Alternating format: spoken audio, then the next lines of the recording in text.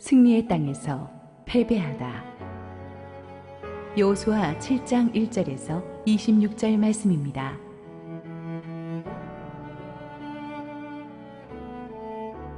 이스라엘 자손들이 온전히 바친 물건으로 말미암아 범죄하였으니 이는 유다 지파 세라의 증손 삽디의 손자 갈미의 아들 아간이 온전히 바친 물건을 가졌습니다. 여호와께서 이스라엘 자손들에게 진노하시니라. 여호수아가 여리고에서 사람을 베델 동쪽 베다웬 곁에 있는 아이로 보내며 그들에게 말하여 이르되 올라가서 그 땅을 정탐하라 하매 그 사람들이 올라가서 아이를 정탐하고 여호수아에게로 돌아와 그에게 이르되 백성을 다 올라가게 하지 말고 2~3천 명만 올라가서 아이를 치게 하소서. 그들은 소수이니 모든 백성을 그리로 보내어 수고롭게 하지 마소서 하므로 백성 중 3천 명쯤 그리로 올라갔다가 아이 사람 앞에서 도망하니 아이 사람이 그들을 36명쯤 쳐 죽이고 성문 앞에서부터 스바림까지 쫓아가 내려가는 비탈에서 쳤으므로 백성의 마음이 녹아 물같이 된지라. 여호수아가 옷을 찢고 이스라엘 장로들과 함께 여호와의 궤 앞에서 땅에 엎드려 머리에 티끌을 뒤집어 쓰고 저물도록 있다가 이르되 슬프도소이다. 주 여호와여 어찌하여 이 백성을 인도하여 요단을 건너게 하시고 우리를 아모리 사람의 손에 넘겨 멸망시키려 하셨나이까. 우리가 요단 저쪽을 만족하게 여겨 거주하였다면 좋을 뻔하였나이다.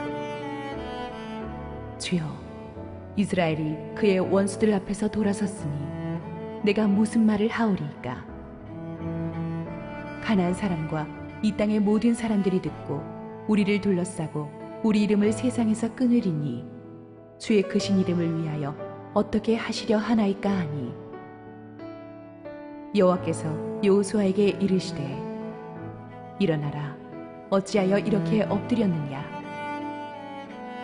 이스라엘이 범죄하여 내가 그들에게 명령한 나의 언약을 어겼으며 또한 그들이 온전히 바친 물건을 가져가고 도둑질하며 속이고 그것을 그들의 물건들 가운데에 두었느니라. 그러므로 이스라엘 자손들이 그들의 원수 앞에 능히 맞서지 못하고 그 앞에서 돌아섰나니 이는 그들도 온전히 바친 것이 됨이라. 그 온전히 바친 물건을 너희 중에서 멸하지 아니하면 내가 다시는 너희와 함께 있지 아니하리라.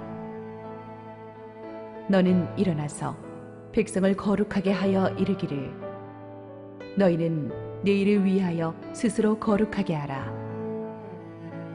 이스라엘의 하나님 여호와의 말씀에 이스라엘아 너희 가운데에 온전히 바친 물건이 있나니 너희가 그 온전히 바친 물건을 너희 가운데에서 제하기까지는 내 원수들 앞에 능히 맞서지 못하리라. 너희는 아침에 너희의 지파대로 가까이 나오라. 여호와께 뽑히는 그 지파는 그 족속대로 가까이 나올 것이요 여호와께 뽑히는 족속은 그 가족대로 가까이 나올 것이요 여호와께 뽑히는 그 가족은 그 남자들이 가까이 나올 것이며 온전히 바친 물건을 가진 자로 뽑힌 자를 불사르되 그와 그의 모든 소유를 그리하라. 이는 여호와의 언약을 어기고 이스라엘 가운데에서 망령된 일을 행하였음이라 하셨다 하라. 이에 여호수아가 아침 일찍이 일어나서 이스라엘을 그의 지파대로 가까이 나오게 하였더니 유다 지파가 뽑혔고 유다 족속을 가까이 나오게 하였더니 세라 족속이 뽑혔고 세라 족속의 각 남자를 가까이 나오게 하였더니 삽디가 뽑혔고 삽디의 가족 각 남자를 가까이 나오게 하였더니 유다 지파 세라의 증손이요 삽디의 손자요 갈미의 아들인 아간이 뽑혔더라. 그러므로 여호수아가 아간에게 이르되 내 아들아 청하노니 이스라엘의 하나님 여호와께 영광을 돌려 그 앞에 자복하고 내가 행한 일을 내게 알게 하라. 그 일을 내게 숨기지 말라 하니 아간이 여호수아에게 대답하여 이르되 참으로 나는 이스라엘의 하나님 여호와께 범죄하여 이러이러하게 행하였나이다. 내가 노략한 물건 중에 시날산의 아름다운 외투 한 벌과 은 200세겔과 그 무게가 50세겔 되는 금덩이 하나를 보고 탐내어 가졌나이다. 보소서, 이제 그 물건들을 내 장막 가운데 땅속에 감추었는데 은은 그 밑에 있나이다 하더라. 이에 여호수아가 사자들을 보내매 그의 장막에 달려가 본즉 물건이 그의 장막 안에 감추어져 있는데 은은 그 밑에 있는지라. 그들이 그것을 장막 가운데서 취하여 여호수아와 이스라엘 모든 자손에게 가지고 오매 그들이 그것을 여호와 앞에 쏟아놓으니라. 여호수아가 이스라엘 모든 사람과 더불어 세라의 아들 아간을 잡고 그 은과 그 외투와 그 금덩이와 그의 아들들과 그의 딸들과 그의 소들과 그의 나귀들과 그의 양들과 그의 장막과 그에게 속한 모든 것을 이끌고 아골 골짜기로 가서 여호수아가 이르되 내가 어찌하여 우리를 괴롭게 하였느냐. 여호와께서 오늘 너를 괴롭게 하시리라 하니 온 이스라엘이 그를 돌로 치고 물건들도 돌로 치고 불사르고 그 위에 돌 무더기를 크게 쌓았더니 오늘까지 있더라. 여호와께서 그의 맹렬한 진노를 그치시니 그러므로 그곳 이름을 오늘까지 아골 골짜기라 부르더라. 함께 기도하시고 하나님 말씀 듣겠습니다. 사랑하는 주님, 오늘도 주님의 귀한 말씀으로 우리 성도들 살려주시옵소서. 부족한 종은 온전히 감추시고 오직 주님 영광만 드러내시옵소서. 예수님 이름으로 기도했습니다. 아멘. 이번 러시아 월드컵 최고 이벤트 중에 하나는 지난 브라질 월드컵 우승팀인 독일의 조별리그 탈락입니다. 피파 랭킹 1위의 독일을 조별리그에서 탈락시키는데 우리 한국팀이 지대한 기여를 했죠. 우리는 길이길이 독일의 축구 역사에 남을 것입니다. 전교 57등이 1등을 밀어낸 충격적인 사건. 이 독일의 조별리그 탈락과 함께 새롭게 대두된 것이 이 우승팀 징크스입니다. 뭐냐면은 월드컵 전 대회를 우승한 팀은 반드시 그 다음 대회 조별리그에서 탈락한다는 거예요. 98년도 월드컵 우승팀 프랑스, 2006년 독일 우승팀 이탈리아, 2010년 남아공 우승팀 스페인, 그리고 이번에 독일까지 모두 지난번 챔피언들이 줄줄이 조별리그에서 탈락하는 이 우승팀 징크스의 전통. 여기에 대해서는 여러 가지 원인 분석이 있습니다. 먼저는 아마 이 우승팀의 마음을 가득 채우는 교만이 첫 번째 이유일 것입니다. 그래도 4강이나 준우승까지만 가도 다음 대회에서는 우승해야지, 더 열심히 해야지라는 마음들이 있는데 우승을 이루고 나면 더 이상 목적이 사라진다는 겁니다. 그리고 그때부터 정신력이 해이해지죠. 우리가 세계 최고라는 자부심이 교만이 되고, 그러면 애당초 그들의 우승을 가능케 했던 겸손한 정신력과 치열한 자기관리가 이제 흐트러지게 됩니다. 그리고 월드컵 우승 멤버들은 그 명성만으로 다음 대회 때 자동 출전권을 가지는 경우가 많은데, 현재 컨디션에서 치열한 경쟁으로 가장 잘하는 선수들이 선발돼야 되는데 다른 나라는 그렇게 나오는데 월드컵 우승 멤버였다는 사실만으로 그냥 나오는 팀들이 많아서 팀 경쟁력이 이전과 같지 않다는 것입니다. 그리고 우승팀에 대해서는 모든 팀들이 철저하게 분석하고 약점을 분석해서 나오기 때문에 쉽지가 않다는 거예요.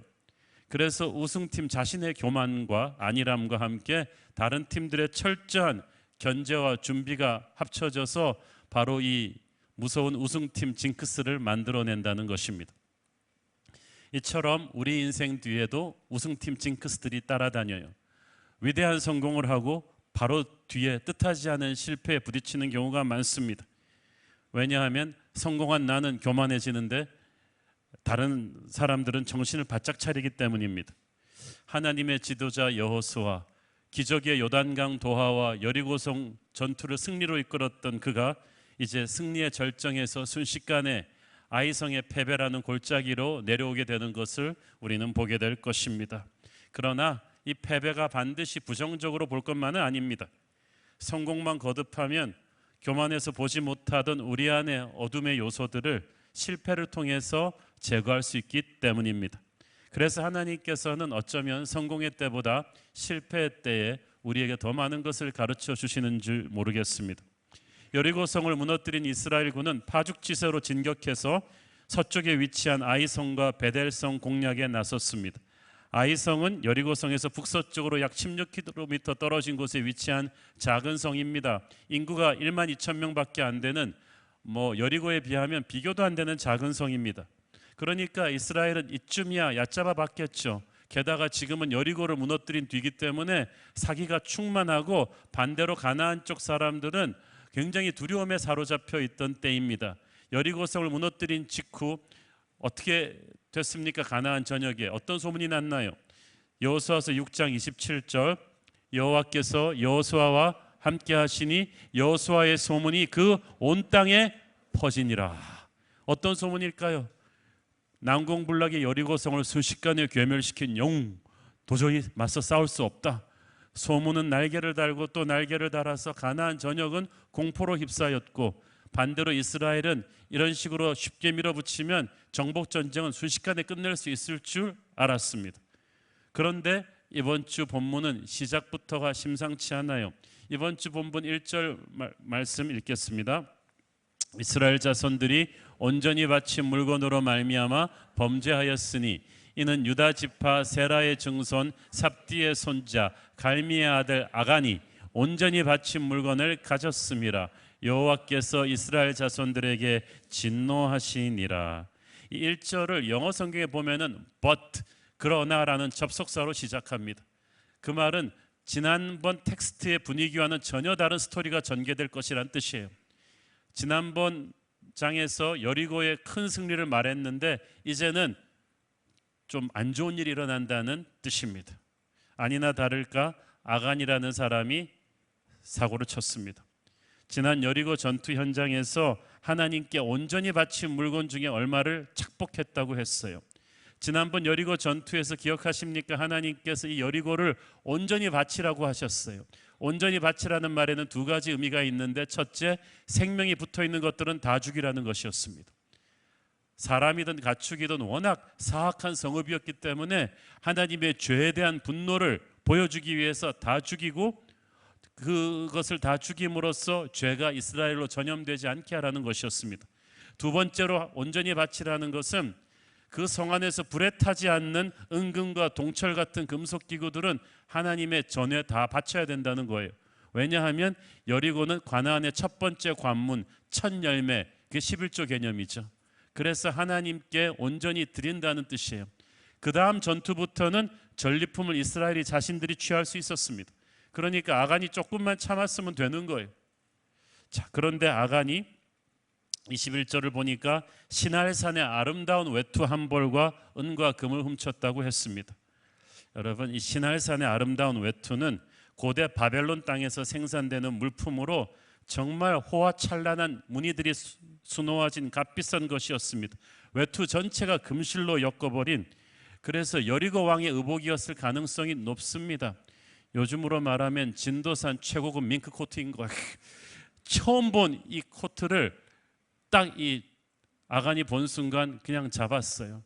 여리고 왕의 의복을 잡은 것으로 봐서 이 사람은 분명히 여리고 왕궁을 훑어간 거예요. 그러면서 은과 금을 챙겼죠. 아간이 가난한 사람이 아니에요. 24절에 보니까 나중에 다 압수돼서 불태워진 아간의 재산 규모를 보면 상당한 규모의 소들과 나귀들과 양들을 소유한 재력가였습니다. 어찌 보면요, 좀 있는 사람들이 욕심이 더 많은 것 같아요. 성경에 욕심이 장성한 즉 죄를 낳고 죄가 장성한 즉 사망을 낳는다고 했어요. 명품 좋아하는 분들 잘 보세요. 가난이 문제가 아니라 욕심이 문제였어요. 아간은 배고파서 빵을 훔친 레미제라블의 장발장이 아닙니다. 명문 유다 가문의 족장이면서 이미 가진 것 많으면서도 순간적인 욕심에 눈이 어두워 자신과 공동체 전체를 수렁으로 몰아넣은 인물입니다. 하나님께서는 이 죄를 딱 보셨어요. 아간의 죄는 완전 범죄예요. 자기하고 가족하고 하나님만 아는 건데 하나님께서 이로 인해 이스라엘 자손 전체에게 진노하셨어요. 한 사람의 죄를 하나님은 한 사람의 죄로 보지 않으시고 우리 모두의 죄로 보신 거예요. 그리고 그 대가를 이스라엘 전체가 치르게 하셨습니다. 하나님의 군대가 하나님의 진노를 사고 전쟁을 시작하니까 이 전쟁은 하나마나가 된 거예요. 그런데 문제는 여호수아를 비롯한 군대 지휘관들이 영적인 세계에서 이렇게 어두운 먹구름이 끼고 있는 것을 전혀 감지하지 못했다는 사실입니다. 그들은 눈에 보이는 전쟁 준비만 열심히 했어요. 하나님의 군대가 하나님의 진노를 사고 있는데 아무도 몰랐어요. 우리가 이렇게 무지합니다. 눈에 보이는 것만 보고 보이지 않는 영적인 세계에 이 몰려오는 태풍을 보지 못했어요. 이 싸움은 아간으로 인해서 이미 영적인 세계에서 이스라엘이 지고 시작한 싸움이에요. 그런데 이스라엘만 전혀 몰라요. 그리고 인간적인 전투 준비에만 열을 올리고 있습니다. 여러분, 우리가 영적인 세계에서 하나님을 진노케 한 그 죄를 끼고서는 그 어떠한 인간적인 준비도 허사로 돌아갈 것을 우리가 기억해야만 됩니다. 그것은 바로 그들의 교만과 방심으로 이어지죠. 2절 읽습니다. 여호수아가 여리고에서 사람을 베델 동쪽 베다웬 곁에 있는 아이로 보내며 그들에게 말하여 이르되 올라가서 그 땅을 정탐하라 하매 그 사람들이 올라가서 아이를 정탐하고, 여호수아는 자기도 정탐꾼 출신이기 때문에 첩보전 전문가인 것 같아요. 꼭 정탐꾼을 보내서 적정을 살피게 했는데 그게 나쁘다는 게 아니고요, 기도도 안 하고 정탐꾼부터 풀었다는 게 문제죠. 이때까지 여호수아는 그러지 않았어요. 여리고성 전쟁 때 기억나시죠? 여리고성 전쟁 전에는 정말 두렵고 떨리는 마음으로 여호와의 군대 장관과 독대하면서 그에게 지휘권을 드리고 엎드렸어요. 하나님의 말씀을 듣고 시작했습니다. 그런데 아이생 전쟁 전에는 하나님의 말씀이 전혀 나오지 않아요. 하나님이 말씀하지 않으려 하셨다기보다는 너무 자신감에 충만한 여호수아가 인간적인 준비에 바빠서 하나님 말씀들을 겨룰이 없었어요. 여리고성의 대승으로 여호수아와 이스라엘 모든 지휘관들이 너무 업돼 있었어요. 이제 꿈이 이루어지는 게 눈앞에 있다고 생각했어요. 그래서 하나님을 의도적으로 무시했다기보다는 감정적으로 너무 흥분해 있었고 자신감이 차 있었던 것 같습니다. 우리도 그렇지 않습니까? 하나님을 의도적으로 무시하진 않는데 하나님이 주신 성공에 너무 업돼가지고 그 성공을 물고 그 다음 걸 자꾸 해야겠다는 그런 자신감과 그런 바쁜 그런 강박관념에 사로잡혀서 기도할 시간이 없어요. 그들은 또한 여리고보다 훨씬 작은 아이성을 우습게 생각하고 여리고를 깬 우리가 아이성쯤이야 하면서 하나님의 뜻을 묻지 않았습니다. 만약 여호수아가 여리고 때처럼 하나님 앞에 엎드려 기도하고 시작했더라면 상황은 달라졌을 것입니다. 만약 작전 회의를 하기 전에 여호수아와 장로들이 함께 손을 들고 하늘을 향해 기도회를 했더라면 하나님께서는 그들 안에 있는 아간의 죄를 알려주셨을 거예요. 이 죄로 인해 하나님의 진노가 이스라엘을 향하고 있기 때문에 이건 시작하기도 전에 진싸움이라는 것을 알려주셨을 것입니다. 그랬더라면 여호수아는 아간의 죄를 전투 전에 다룰 수 있었을 것이고, 그랬더라면 이제 앞으로 전개될 비극을 막을 수 있었을 것입니다. 여러분, 기도는 타이밍이 생명입니다. 망하고 나서 기도하지 말고 일 시작하기 전에 기도하십시오. 왜 항상 망하고 나서야 고통의 멍에 벗으려고 나오는 것입니까? 그 멍에 지길 필요가 없었는데 처음부터 기도했더라면. 우리는 인생의 새로운 도전에 직면할 때마다 기도로 시작해야만 합니다. 그것이 아무리 쉽고 만만해 보인다 할지라도 하나님 앞에 엎드려 기도하지 않으면 낭패를 당할 수 있습니다. 우리 눈에 보기에 쉬워 보이는 게 그게 결코 쉬운 길이 아닐 수 있어요. 행동하기 전에 충분히 기도하시는 것이 좋습니다. 그것이 기도 없이 행동하다가 사고 났을 때 수습하는 것보다 훨씬 낫지 않습니까? 인생에서의 실패는 100% 기도의 실패에서 시작합니다. 자, 기도 안 하고 보낸 정탐꾼들 돌아와서 뭐라 그랬나요? 3절에 보니까 거기는 다 갈 필요도 없습니다. 2, 3천 명만 딱 가면 되겠습니다. 그런데 이 통계가 어디서 나온 것인지 이해할 수가 없어요. 군사 전문가들은 군사적 상식으로 말도 안 되는 전력 분석이라고 말합니다. 왜냐하면 아이성의 1만 2천의 인구에 전투병력은 한 3천은 되었을 텐데, 문제는 아이성이 해발 500m 가량의 고지대에 위치한 주위가 좁은 골짜기로 형성된 아주 천혜의 요새였다는 점이죠. 만약 아이성의 병사들이 이 지형을 방패 삼아 수비한다면 공격하는 쪽의 병력은 수비하는 쪽보다 3배에서 5배는 돼야 된다는 것이 군사 전문가들의 정설입니다. 그러면 3,000명 아이 수비대를 무너뜨리기 위해서는 이쪽에서 적어도 15,000명에서 2만 명은 가야 된다는 얘기인데, 정탐꾼들은 턱도 없이 2, 3,000명만 가면 됩니다. 어떻게 이런 보고를 할 수 있었고 명민한 여호수아가 또 왜 이런 아이디어를 갈등 없이 수용했을까요? 그것은 모두가 여리고성 승리에 도취되어 있었기 때문이에요. 그래서 이 여호수아의 정탐꾼들은 백성들이 들어야 할 말이 아니라 듣고 싶은 말을 해준 것입니다. 여러분, 오래전에 가데스 바네아에서는 정반대 상황이었죠. 그때 돌아온 정탐꾼들은 뭐라고 했나요? 우리는 메뚜기 떼와 같고 저들은 거인족이니 절대 들어가면 안 됩니다. 이건 싸우나마나 진 싸움입니다. 그랬더니 이 말 듣고 온 이스라엘이 통곡을 하면서 애굽으로 돌아가자는 패배주의에 휩싸였잖아요. 근데 이번에는 정반대예요. 미션입니다. 무조건 밀어붙이면 이길 것입니다. 2, 3척만 가면 이 성은 문제 없습니다라는 터무니없는 긍정적 사고방식을 이야기하고 있습니다. 이 양극단 모두 건강한 믿음이 아니에요. 너무 적에게 겁을 지레 집어먹고 아예 싸워보지도 않고 도망가겠다는 패배주의도 문제지만, 또 어제의 승리에 도취되어서 기도도 안 해보고 함부로 적을 얕보는 이 자신감도, 이것도 문제예요. 이스라엘에게 필요했던 것은 하나님을 믿는 자신감이지 자기들 자신에 대한 자신감이 아니었죠. 그들은 어제의 여리고의 승리가 자기가 아니라 하나님으로부터 온 것임을 잊고 있어요. 교만이 그런 거예요. 하나님이 나를 통해서 하신 것을 내가 스스로 했다고 착각하는 거예요. 그래서 교만에 사로잡히면 사람이 분별력을 잃어요. 스스로에 대해서 턱도 없이 과대평가하고 적을 또 턱도 없이 과소평가합니다. 손자병법에 적을 알고 나를 알면 백전백승이라고 했는데, 적도 모르고 나도 모르니 이건 백전백패죠. 분별력을 잃어버린 이스라엘은 믿음으로 걷지 않고 눈에 보이는 대로 걸었습니다. 그리고 끔찍한 패배를 당하게 되죠. 4절 5절 읽습니다. 백성 중 3,000명이 그리로 올라갔다가 아이 사람 앞에서 도망하니 아이 사람이 그들을 36명쯤 쳐 죽이고 성문 앞에서부터 스바림까지 쫓아가 내려가는 비탈에서 쳤으므로 백성의 마음이 녹아 물같이 된지라.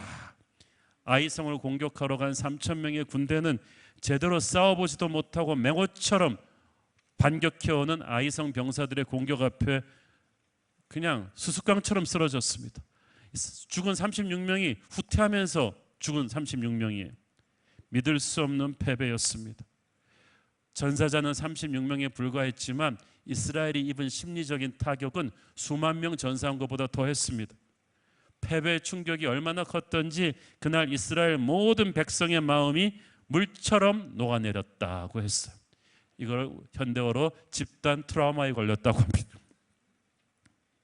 전에는 이스라엘 백성들 앞에 가나안 군사들의 마음이 물처럼 녹아내렸는데, 이제는 거꾸로 이스라엘 백성들이 마음이 물처럼 녹아내리는 공포심에 사로잡혀 버렸어요. 여러분, 성공만 해온 사람일수록 패배의 충격은 큰 법입니다. 잘 나갈 때 오만했던 사람은 실패하면 참담해지고 기가 죽는 법이에요. 아마 독일은 역사상 앞으로 계속 한국을 기억할 것입니다. 성숙하지 못한 사람은 이런 패배를 잘 받아들이지 못해요. 그런데 여러분, 잘 생각해 보세요. 피해자가 더 날 수도 있었는데 36명의 전사자로 끝났다는 것은 이스라엘이 잘 싸우고 질서정연하게 퇴각해서 그랬을까요? 하나님의 은혜예요. 이것은 하나님께서 피해를 극소화해 주신 거예요. 전멸할 수도 있었어요, 3,000명이. 그런데 하나님이 지켜주셨어요. 이것은 이 사건을 통해 하나님이 이스라엘을 멸망시키려는 것이 아니라 이스라엘에게 회개와 회복의 기회를 주시기 위함이었습니다. 여러분, 실패했을 때 낙심하지 말고 그래도 그 정도로 피해가 그치게 해주신 은혜를 감사하십시오. 죽을 수 있었는데 다치기만 하셨잖아요. 죽을 뻔했지 죽지 않았습니다. 하나님이 원하시는 것은 우리가 죽는 것이 아니라 회개하고 다시 회복하는 것입니다. 영웅 여호수아는 순식간에 패장이 되었습니다. 가나안 전역을 공포에 떨게 했던 대영웅 여호수아가 이름이 이제 조롱거리가 되어버렸습니다. 여러분은 그런 경험 있으십니까? 너무 자신만만하게 세웠던 계획, 정말 실패할 리가 없는 일에서 충격적으로 실패해본 그 경험, 강한 상대에게 지는 건 어느 정도 예상하지만 말도 안 되는 상대한테 허무하게 무너졌을 때 오는 충격, 아이성 패전 뒤에 여호수아의 심정을 조금 이해할 수 있을 것입니다. 패배할 수 없는 전쟁에서 패배했습니다. 여기는 광야가 아니라 약속의 땅입니다. 승리가 보장되어 있는 땅이에요. 오늘 설교 제목처럼 승리의 땅에서 패배했을 때 그 참담함은 이루 말할 수가 없습니다. 여호수아는 이스라엘의 장로들과 함께 옷을 찢고 하나님 앞에 엎드립니다. 하루 종일 통곡하며 해질 때까지 머리에 먼지를 뒤집었으며 기도했습니다. 여러분, 우리가 실패했을 때 여러 가지 반응을 보일 수 있지만 스스로 실패의 원인을 분석하기보다는 하나님 앞에 가서 기도해야 됩니다. 실패했을 때 기도하지 않으면 실패는 실패로 끝납니다. 상처만 남기고 끝날 거예요. 그런데 기도를 해야 하나님께서 이 상황을 영적으로 설명을 해주세요. 우리는 이 상황의 원인 분석 못합니다. 하나님이 설명해 주셔야 돼요. 그런 의미에서 여호수아의 기도는 참 시의적절했지만 아쉬움은 남습니다. 전쟁 전에 자신을 이렇게 낮추고 기도했더라면 전쟁 후에 이렇게 하지 않아도 되었을 것입니다. 뜻하지 않은 이런 패배에 접했을 때 세상 지도자는 화풀이를 딴 사람한테 하죠. 여호수아가 세상 지도자였다면 정탐꾼들 불렀을 거야. 너희들 다 일로 와봐. 뭐? 3,000명만 가면 된다고? 이런 바보 같은 정탐꾼들 같은 이라고 전부 다 군법회의에 회부시켜서 죽여버릴 수도 있었어. 아니면은 선봉부대 대장 불러가지고, 야, 너 저런 적들한테 패배하고 도망오면서 내 망신을 시켜? 이 사람도 군법회의에 회부해서 죽여버릴 수도 있었어. 그런데 여호수아는 그 누구에게도 책임을 묻지 않고 자기와 장로들이 나가서 잿더미에 머리를 박고 기도합니다. 회개하는 거예요. 책임자는 나라는 거예요. 여러분, 실패했을 때 남한테 책임 전가하지 마십시오. 여러분이 리더라면 책임을 지세요. 부하들이 했어도 결정을 여러분이 하셨잖아요. 리더가 책임을 지고 하나님 앞에 엎드려야 그때부터 문제가 해결이 되죠. 비겁한 리더는 결코 상황 해결 못합니다. 여호수아의 기도 내용을 보십시오. 7절에서 9절. 이르되 슬프도소이다. 주 여호와여, 어찌하여 이 백성을 인도하여 요단을 건너게 하시고 우리를 아모리 사람의 손에 넘겨 멸망시키려 하셨나이까.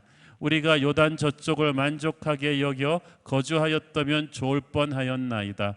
주여, 이스라엘이 그의 원수들 앞에서 돌아섰으니 내가 무슨 말을 하오리이까. 가나안 사람과 이 땅의 모든 사람들이 듣고 우리를 둘러싸고 우리 이름을 세상에서 끊으리니 주의 크신 이름을 위하여 어떻게 하시려 하나이까 하니. 이걸 조금 보면은 여호수아도 좀 하나님을 원망하는 뉘앙스가 있죠. 하나님, 어떻게 우리에게 이런 패배를 주실 수가 있냐는 거예요. 근데 이게 우리예요.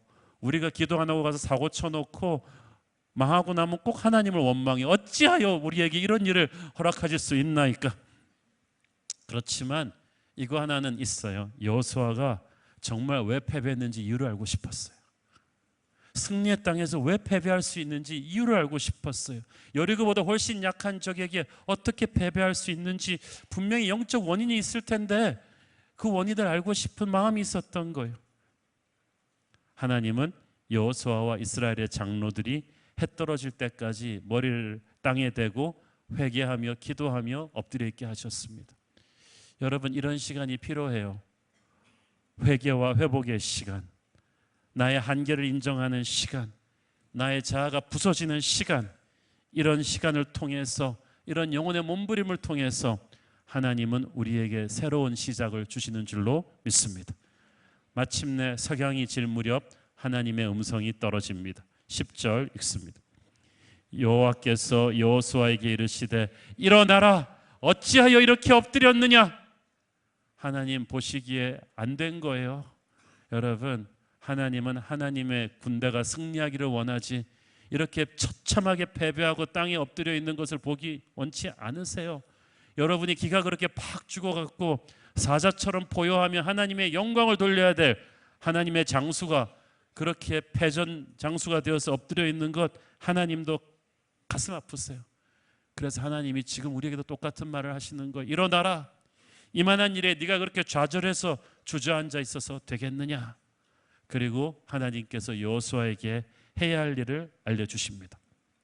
11절에서 13절까지 읽습니다. 이스라엘이 범죄하여 내가 그들에게 명령한 나의 언약을 어겼으며 또한 그들이 온전히 바친 물건을 가져가고 도둑질하며 속이고 그것을 그들의 물건들 가운데에 두었느니라. 그러므로 이스라엘 자손들이 그들의 원수 앞에 능히 맞서지 못하고 그 앞에서 돌아섰나니 이는 그들도 온전히 바친 것이 됨이라. 그 온전히 바친 물건을 너희 중에서 멸하지 아니하면 내가 다시는 너희와 함께 있지 아니하리라. 너는 일어나서 백성을 거룩하게 하여 이르기를 너희는 내일을 위하여 스스로 거룩하게 하라. 이스라엘의 하나님 여호와의 말씀에 이스라엘아, 너희 가운데 온전히 바친 물건이 있나니 너희가 그 온전히 바친 물건을 너희 가운데에서 제하기까지는 내 원수들 앞에 능히 맞서지 못하리라. 하나님께서는 단순히 통곡하며 회개하는 것만으로 사태를 해결해 주지 않으세요. 그것이 하나님의 마음을 엽니다마는 이제 하나님이 이제 우리가 해결해야 될, 취해야 될 액션이 있다고 말씀하십니다.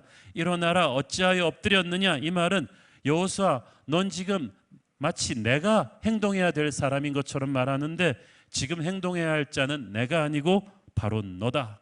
일어나라, 백성을 정결하게 해라. 너희 가운데 있는 죄를 처리하라는 거예요. 하나님은 여호수아의 회개의 눈물을 보고 감동받으셨지만 그것은 서론에 불과하고 진짜 중요한 것은 문제의 원인이 된 죄 문제를 여호수아가 제거하는 것이었습니다. 하나님을 진노하게 만든 이 죄덩어리를, 영적인 암덩어리를 여호수아가 제거하지 않으면 문제가 풀리지 않아요. 그렇지 않으면 나는 너희와 함께 있지 않겠다.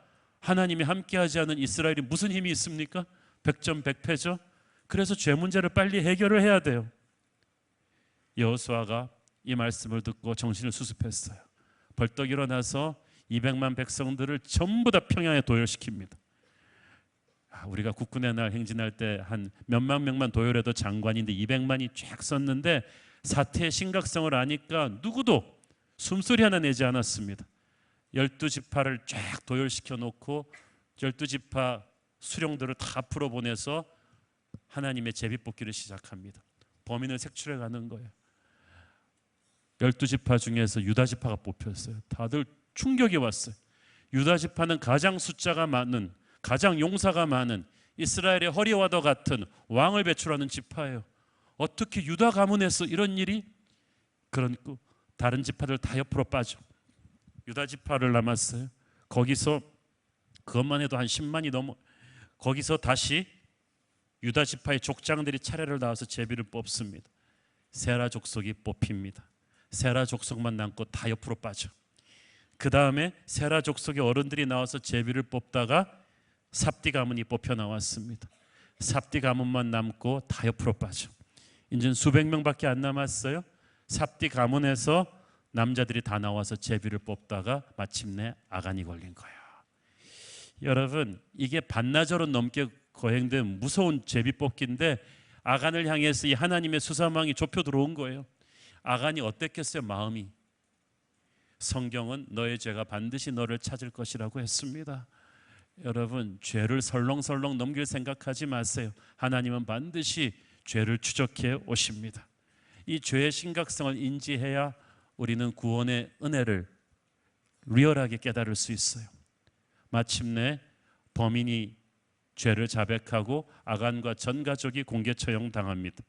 그리고 그가 여리고에서 훔쳐 물건들 뿐 아니라 그가 가지고 있었던 오리지널 소유물까지도 다 불에 태워 없애졌습니다. 욕심의 눈이 어두워서 하나님께 드릴 영광과 물질을 자신의 것으로 취한 아간의 죄는 비참한 결말을 맞았습니다. 여러분, 우리는 어떻습니까? 우리 안에 불태우고 제거해야 될 아간은 없습니까? 하나님께 드려야 될 물질과 시간과 재능과 명예를 하나님께 드리지 않고 나를 위해서만 챙겨놓고 있었던 것이 있다면 그게 바로 아간입니다. 오늘 그 아간이 드러나고 제거되는 결단이 여러분에게 있기를 바랍니다. 만약 제비뽑기가 시작되기 전에 아간이 나와서 죄를 고백했더라면, 회개했더라면 그는 살 수 있었을지도 모르겠습니다. 그런데 우리는 아간처럼 회개의 타이밍을 놓치는 경우가 많아요. 자, 여리고성에서 우리는 라합과 아간의 극명한 대조를 봅니다. 기생 라합은 아무것도 없던 비천한 여인이었지만 여리고성에서 믿음을 선택했기 때문에 그녀는 모든 것을 갖게 되었습니다. 그러나 아간은, 명문 가문의 족장 아간은 모든 걸 갖고 있었지만 욕심을 선택했기 때문에 모든 걸 잃어버렸어요. 인간은 아간의 선택인가 라합의 선택인가를 끊임없이 고민해야 될 것입니다. 저기서 아간만 처형당한 것이 아니라 아간의 가족 전체가 처형당한 걸 주목하십시오. 율법에 의하면 연좌제를 묻지 않아요. 아비의 죄를 자식에게 옮기진 않아요. 그렇다면 아간의 가족 전부가 함께 공모했다는 얘기예요. 그러니까 다 죽인 거예요. 우리가 스스로도 죄를 짓지 않아야 하지만 가족과 형제와 이웃의 죄도 묵인해줘서는 안 됩니다. 가족은 서로를 향한 거룩한 견제장치가 돼줘야 돼요. 피는 물보다 진하다고 가족이라고 다 봐주고 이러다가 아간 일가가 완전히 파멸을 자초한 것입니다. 아간이라는 이름의 뜻은 괴로움입니다. 진짜 아간 때문에 얼마나 많은 사람들이 괴로움을 겪었는지 몰라요. 하나님께서 여리고 전투하면서 그걸 경고하셨어요.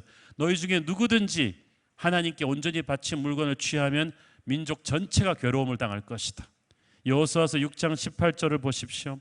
너희는 온전히 바치고 그 바친 것 중에서 어떤 것이든지 취하여 너희가 이스라엘 진영으로 바치는 것이 되게 하여 고통을 당하게 되지 아니하도록 오직 너희는 그 바친 물건에 손대지 말라. 한 사람이라도 이걸 건드리면 이스라엘 전체에게 책임을 물을 것이라고 하셨어요. 성경에 보면 우리가 이렇게 공동 운명체라는 컨셉트가 많이 나와요. 한 사람 아담의 죄로 인해 우리 모두가 죄의 노예가 되었어요. 한 사람 요나의 죄 때문에 그 배에 탄 사람 모두가 폭풍우에 휩쓸려 버렸어요. 한 사람 아간의 죄로 인해서 패배를 모르는 군대가 처음으로 패배를 겪었어요. 그러니까 여러분, 나 하나쯤이야라는 생각을 버리십시오. 교회에서 우리는 한 몸이라 그럴 때 얼마나 무서운 말인지 몰라요. 같이 죽고 같이 사는 거예요. 그러니까 내 자식만 잘 키워서는 안 되고 옆에 집에도 잘 키워야 되고, 그렇지 않으면 우리 다 같이 살고 다 같이 죽을 수 있어요. 우리가 성도의 교제란 무엇입니까? 서로 좋은 게 좋은 거고 사랑으로 격려해 주는 것만 하는 게 아니라 내 형제가 죄의 길로 빠져들려 할 때는 잡아줘야 돼요. 질책해 줘야 돼요. 그렇게 하지 말라고 얘기해 줘야 돼요. 그렇게 해서 아간의 죄를 짓지 않도록 도와줘야 돼요. 교회나 가정이 예기치 않은 어려움을 겪을 때는 영적인 원인이 있어요. 그때는 기도하면서 우리 안에 아간이 없는지를 찾아야만 됩니다. 아간은 자기 죄로 인해 죽었지만 그 비슷한 죄를 짓고 있는 왜 우리는 살아 있습니까? 예수 그리스도의 보혈의 은혜가 우리를 지켜주기 때문이에요. 아간은 자기를 위해 죽어준 예수 그리스도가 없었어요. 그렇지만 우리는 있어요. 그렇지만 우리는 그 십자가 보혈의 은혜를 함부로 모욕하지 말아야만 됩니다. 날마다 주님 앞에서 스스로를 돌아보는 저와 여러분 되기를 축원합니다. 약속의 땅 정복전쟁 초기에 아이성의 패배라는, 그리고 형제 아간 일가를 처형시켜야 되는 참 힘든 시련을, 내부적 시련을 이스라엘이 겪었습니다. 힘든 일이었지만 이것은 이스라엘의 내일을 위해서 반드시 필요한 일이었어요. 예방주사 아프지만 맞아야만 했어요. 하나님께서는 아간이 멸망한 자리에 돌무더기를 쌓고 기념하라고 하셨어요. 기억하라고 하셨어요. 거룩이 없는 승리는 없다. 빛나는 내일을 위한다면 너는 스스로를 정결하게 해야 된다. 너희 안에 있는 아간을 죽이지 않으면 그 다음 전쟁의 승리는 보장할 수가 없다. 이스라엘은 이 사실을 뼛속 깊이 새기고 나머지 정복전쟁을 치러야만 했던 거예요. 신약 성경에도 똑같은 일이 일어나죠. 아나니아와 삽비라가 신약 성경에 나오는 아간입니다. 초대교회 얼마나 폭발적으로 부흥했습니까? 성령의 불이 임해서 한꺼번에 3,000명, 5,000명씩 늘어났어요. 병든 자가 낫고 가난한 자들을 서로 도와주면서 너무나 성령 충만하게 다이나믹하게 성장하던 초대교회에 찬물을 끼얹는 사건이 터졌잖아요. 교회 중진 아나니와 삽비라가 거짓말하면서 헌금 드렸잖아요. 그 결과 성령을 속인 죄로 그들이 죽습니다. 교회가 충격을 받습니다. 그렇지만 그 사건으로 인해 교회가 정신 차렸어요. 겸손해졌어요. 영적인 방자함이 사라졌어요. 그리고 사도행전은 그 뒤로부터 초대교회는 더욱 건강하게 부흥했다고 말합니다. 그런 일 없이 성숙해지면 좋겠지만 그게 잘 안 되나 봐요. 그래서 하나님께서는 이런 아픔의 과정을 통해서 교회를 교회되게 하세요. 이스라엘도 정복전쟁 초기에 이 아간의 비근을 겪었지만 이 일로 인해서 이스라엘이 제대로 배웠죠. 그 뒤로 전개된 7년간의 전쟁에서 단 한 번의 전투도 지지 않았습니다. 하나님께서는 벨삼을 통해 덧셈을 하시는 분이십니다.